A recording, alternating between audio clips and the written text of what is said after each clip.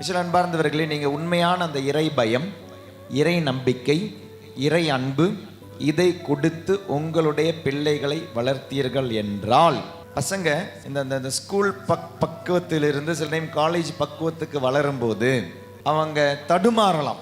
ஆனால் அந்த தடுமாறுதல் அப்படின்றது தடம் மாறாது. ஏன்னா நீங்கள் ஆல்ரெடி ஒரு வாழ்க்கை வழியை காமிச்சு கொடுத்துருக்கீங்க. ஒரு குழந்தையினுடைய அந்த இறை நம்பிக்கை, இறை அன்பு எங்கே தெரியுமா அது ஆழமாகுது?